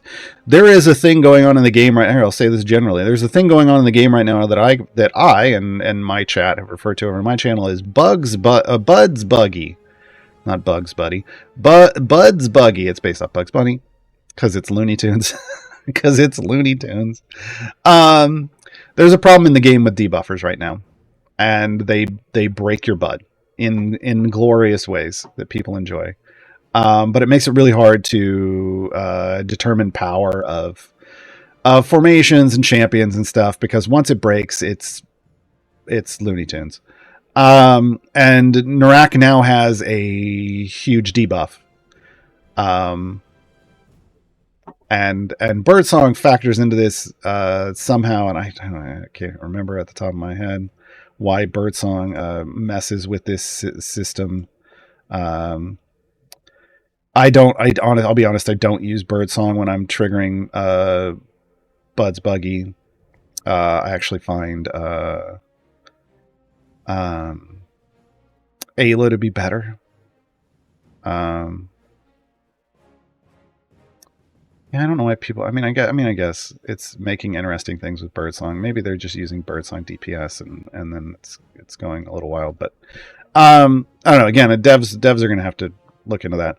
But there is an overarching issue with debuffing champions, and stacking debuffs on enemies, and then for some reason, Bud getting set by champions that aren't your DPS and that shouldn't ever be setting it, and it's weird. There's some weird stuff going on with debuffs in the game. Nrakk now has an enormous debuff, so guess what? He's now a big contributor to the Looney Tunes that's going on. That I can tell you right now, I've had straight up early on I filed. We did this on a GG2E, and I showed everybody. I showed off the bug and showed everybody what's going on. And I submitted a bunch of tickets, and we hunted it down on one of my streams on my channel. But now I'm also now in direct communication via email with people and describing it and trying to get it fixed. The problem is I can recreate it every time, and I'm trying to teach them how to recreate it. And then they still have to go find out why it's breaking, and that might not be easy. So yeah, there are some weird things going on, and I think it's based off debuffs. We'll find out once they fix it. Only the devs are going to be able to figure that out. And I don't like, I generally am not going to be like, oh, go do this, but debuffers together. Oh no, I did that, Strider. They have links, but it's not always easy unless I'm making my Twitch clip specifically. Hey devs, here's how to do this over and over. Yeah. Freeman, does Zorbu still have to deal a killing blow to get stacks? Yes. Yes. It's just that with his specialization, it's just that he gets more credit when he kills him. Gordis, is it clear how Zorbu's 2 Hunters pack items interact? No. My expectation is that they're both multipliers. So normally you'd have the base ability plus Hunter's Pack multiplying, and then there's another Hunter's Pack item multiplying, right? So to me, you get an extra multiplier. Is that how it's working? I don't know. Ask on Dev Insights. Because I tried to ask why, why? And they're like, well, why not? And Niscus, if we field Viconia, who creates undead, and Imoen, who creates aberrations, would humanoids and beast credits triple credit if affected by Viconia and Imoen?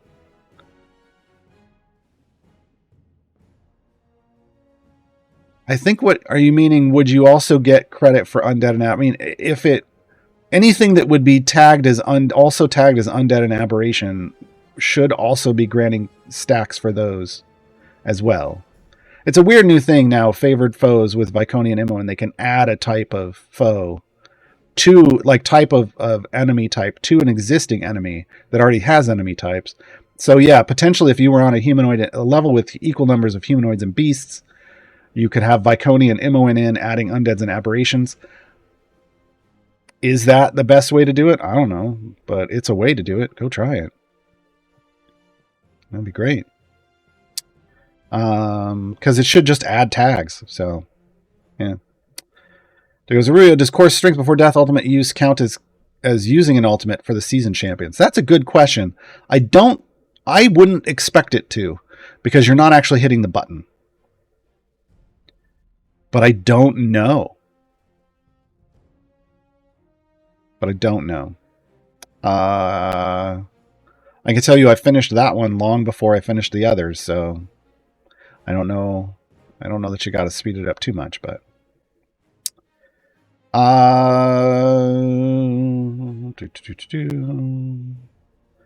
Mojo Magic, how does the dex score stack up versus supercharged unaffiliated? Should I prioritize Nordum farming?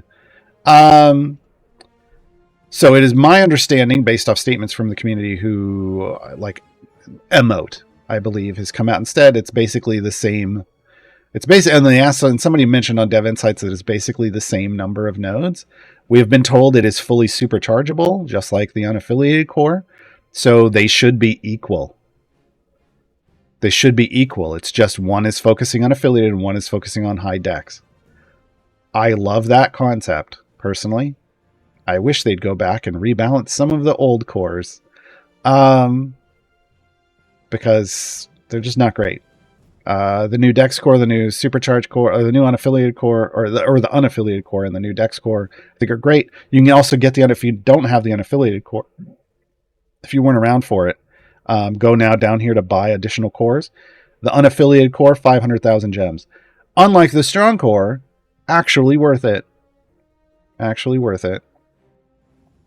But yeah, I love this idea of just having these focused, this is the focus group.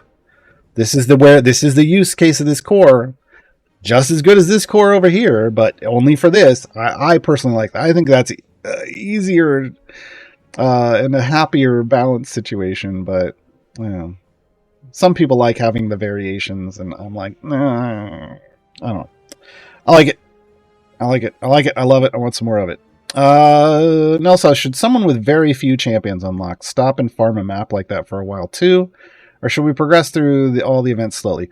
Here's the thing. So, like I said, I built formations and I farmed, and it's because I have all the champions and I can create a super efficient farming situation and just knock this out.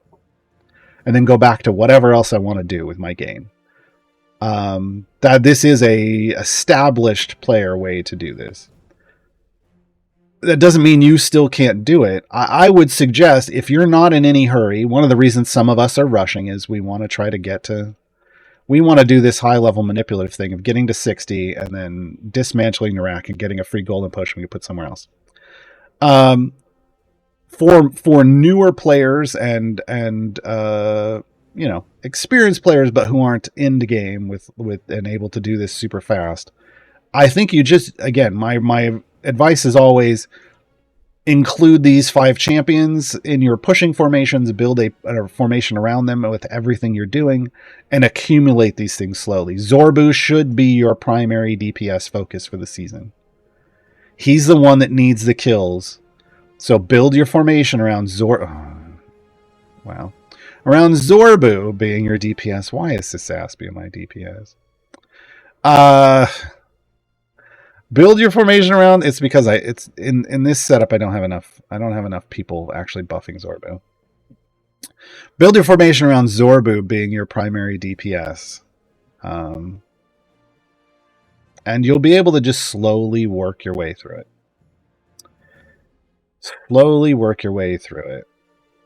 We're now on to general questions.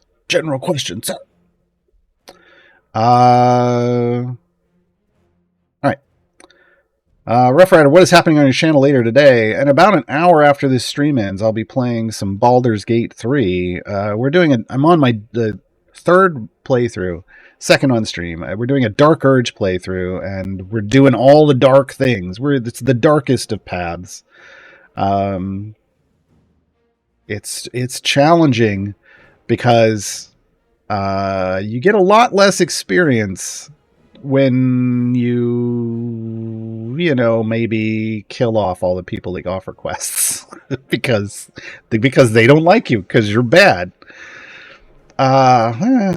So it's been challenging but fun. We have fewer companions because a lot of them either never joined our party for reasons. Sorry, Gail. Or left because we were, not the good person they wanted to hang out with. So yeah, it's interesting. We are taking everyone down there, we're trying to take every companion down their darkest path. And it's been a lot of fun.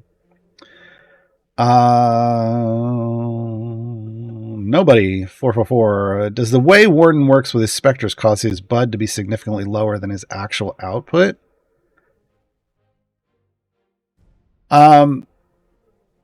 It shouldn't. Because here's the thing, he's debuffing an enemy and then he's smacking it. So his damage should be getting the full benefit of the debuffs and thus reflect in Bud. There we go. Now Zorbu's top dog. Should be reflecting here. The cases with champions where their damage isn't accurately reflected in Bud is someone like Farida, whose base attacks are what set Bud, but her biggest damage comes off her Hellish Rebuke, which doesn't set Bud. So she doesn't reflect Bud well. But Warden's kit shouldn't have that issue. Again, we're so fresh in this that if there's problems with, I haven't seen an issue. I had Warden beating out Zorbu in a formation for a while and had to change things, so I don't think it's an issue. But who knows? Monula, will you build a season formation now? Last time I asked, you said you wouldn't. Well, because it was too late or something, or I did already. I mean, look, here's the season formation. You want you want these 5 champions. then you want to boost them in a way that makes sense, right, for what's going on. I would want more attack speed. Unfortunately, I can't get Whittle in here. I can't get Whittle in here. So then after attack speed, I'm going to want general speed. General speed, sir. So Shandy's going in this formation just to speed things up. Shandy's also high dex. That's another consideration I want to make. So I would want to add high dex champions, and I would want to add champions that maybe boost attack speed if they're available. High dex is actually a higher priority. Virgil isn't a very high dex, but if we place him in the right place with Korth, like I think I'd have to set Korth to be front and behind. I think I did top and bottom. So let's do in front, and we'll move. This will make Virgil 16, so he won't drag down my average. Boom. Right? That also means I could put a lower person up here in front of Korth as well. We'd have to move Korth, which is... I moved the wrong person. We'd have to move Korth, which is fine. This would be better anyway. This focus more of the buffs just purely onto Zorbu. Instead of accidentally hitting somebody else as well. Then we could put another low dex person if we had to in front of Korth. I like Egbert. We need a tank. Egbert would be nice. However, Ayla is also nice and is a 18 dex, so we're gonna put Ayla up here as a tank, as a high dex tank. And you know what? And then I'm probably like, if I could find some way to fit Valentine in. If I could find some way to fit Valentine in, well, 4's not bad. 4's actually not bad. Yeah. I mean, a higher would be nice. Yeah, 5. Because there's shenanigans that are going on here that are going to give me lots of credit for things. But this could potentially, this could potentially take care of me. Let's see when we got. What's my range at now? Oh, hold on. We're at average dex of 17. That gets me a 25% range. I would prefer 37.5 if I'm being honest, because I'm not spreading spores right here, so I might have to sacrifice something for just to be able to spread spores. And that might be, what was Virgil? Virgil was bringing up to 16. I think I probably would do this. And I just wouldn't level them up because I don't want them being my DPS. That's still only, I got to change something else too. Or I can change feats, right? This is where feats could come in. Something to get, I would want Dance of Spores at average of 18. Because average of 18, she will be sending those spores out to the spawn point. And that's more ideal. Because then you could, again, if you're, it doesn't matter. It depends on where you're farming this, right? If you're going to farm this in Chumbawamba, attack speed doesn't matter. Attack speed doesn't matter at all. And neither does the range, because they'll be sitting right in front of the tank. But if you're going to do something, and if you're doing Unkindness of Ravens like I was doing earlier, the range is fine.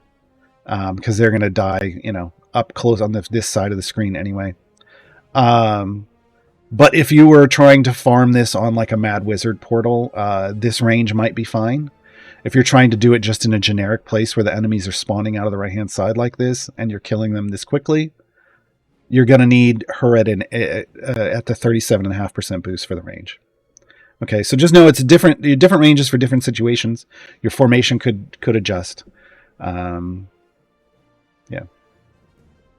But this would knock out just about everything. Right now, it's all done, but I need to get back somewhere where I can just do Halo of Spores. Just do Halo of Spores. And the thing is there's no way to speed that up, because it's just, hey, I get a new spore every 3 seconds and throw it out. So whether I'm killing stuff or not doesn't even matter. Halo Spores is unfortunate. Rough Rider trying to have me. I don't know any of the answers to the 2023 hidden combinations list. Question here, so I can't give hints. Did the Parrot and Idle Champions Presents 1 cause much chaos? We're talking about Treavor, and now I don't know that Treavor is the answer there. It might be, folks. This is Treavor. Treavor the no, they're over here. Yes, Treavor the Pirate Parrot.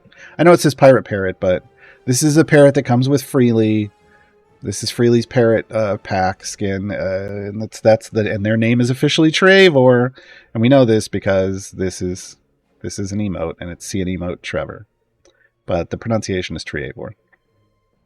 People are trying to figure out what the Chaos Parrot clue is, and I have no idea. Valimar Night Road, has there been any talk about the Erois core?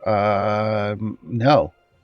I asked about changing it to an affiliated core, and the dev skipped it. Yeah, well, I mean, they don't always answer every question. I mean, maybe they'll get to it next week. I haven't heard anything about that ever. So, as far as I know, it's just the Erois core, and it remained that way. Walkett, are any of the other rivals of Waterdeep champions worth pursuing? I don't know what you mean, other. Like other than Virgil? I mean, I think they all have their place. Dahani is super unfortunate currently. She's not a great DPS, and she has no other function. Gosrick is neat. Kent is cool because Kent and Virgil go everywhere together. Celise is a functional tank and has some interesting interactions. And Shaka's cool, and the shields are nice. I don't know that any of them are like super star power shine, like they're not like major meta champions. But I feel like at some point we're gonna get a rivals season, and then that'd be neat. But Virgil gets used probably the most because he is a speed champion. He is very needy though. He needs a lot of item levels. But it's cool. Ramus, if you put Sisaspia in a Chumbawamba variant, do you only get spores once for each, or can you get them every time they stand up? I'm assuming only once. That's a good question, because I can't test it out. I don't know. But remember, she could put 4 out on each of them. But I don't know. I would assume when they die, the spores go away. But here's the thing. There's the use case scenario for her ultimate. Because remember, her ultimate pops all the spores that are currently in play. So that does create a use case scenario for ultimate. But I don't know, because I can't do any of the Chumbawamba variants. I did them all. So I have no way to test it. You'll have to go test it. But it is the best place to farm Zorbu kills. Zorbu, Dahani, Toragar, and Jing Sao all need kills, and Chumbawamba variants are the best. Are the best. Yeah. Yep. All right, folks, we're at the end of the stream. Bill Slowski asks, Gaarawarr, are you the gatekeeper? I am not. I don't gatekeep, folks. I don't gatekeep. So Gozer the Gozerian is not coming to the game anytime soon. Thanks for hanging out. Thank you to Gabe for grabbing all the questions. Thanks to you for asking all the questions. There will be a stream on Monday on this channel. There's an Idle Champions Presents Fatebreaker after show, which is the first of its kind. Hold on, let me get the time for that because it's a shorter thing. Starts at 10 a.m. Pacifically. It's going to go for about 90 minutes, they said. I stream on my channel, Twitch TV/Gaarawarr. You can see it right below, spelled as it sounds. Or I'll put a me in chat, and you can just click my name and click follow if you like. I stream Idle Champions on Mondays and Wednesdays on my channel in a show called Idle Chatter. We also talk about food a lot because why not? But we do a lot of longer form stuff over there. I update guides. I make guides for the game. I have over 140 actively updated guides on the subreddit. You can find them here at the clip in Twitch chat. There's just a link in Twitch chat that's the bot's going to put in. But again, later today in about an hour, I'll be streaming some Baldur's Gate 3. I just need to go get lunch first. So come hang out anytime. After we finish, normally I play a variety of different games. Lately, it's just been Baldur's Gate 3 because I've been having so much fun. But we'll get back to more variety games, once we finish the Dark Urge playthrough. All right, folks. The song we're going out on is Zorbu's song. This is Hate Makes You Cold. Have a great weekend, everybody.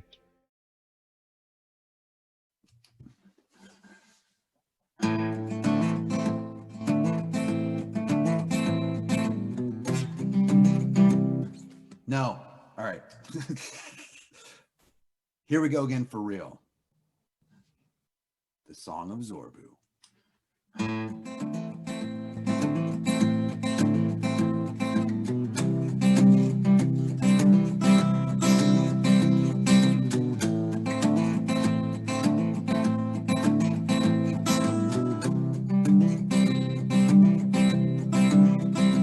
grew up underneath the mountain slope so tall.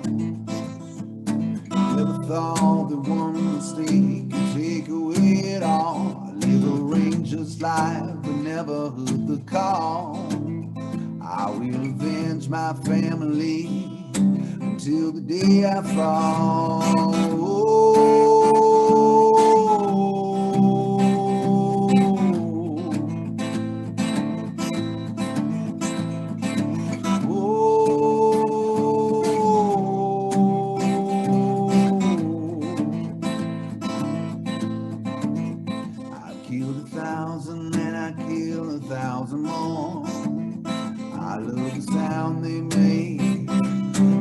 Bodies hit the floor, my temper short, and my list of fools is long. I'll cleanse the underdog of all who's done me wrong.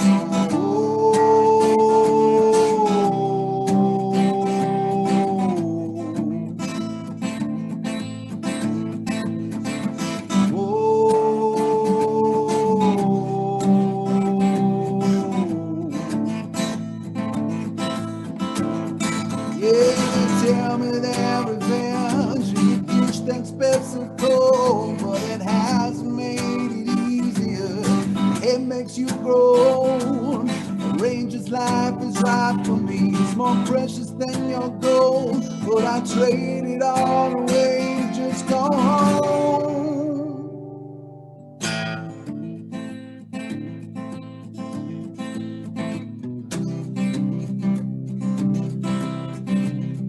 I feel the emptiness flowing through my veins. It's all you're left with late at night, when your hatred holds the reins. But I still could feel an ocean made of pain. Past so far behind, it'll never be the same.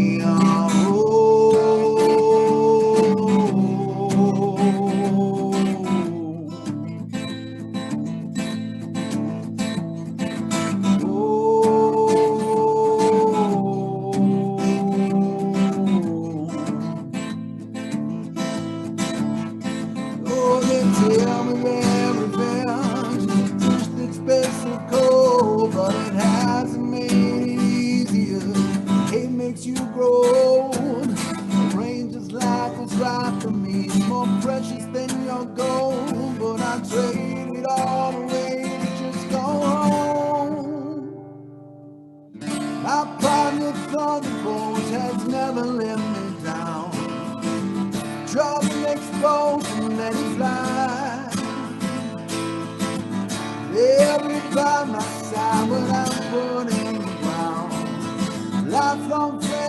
cause we never die.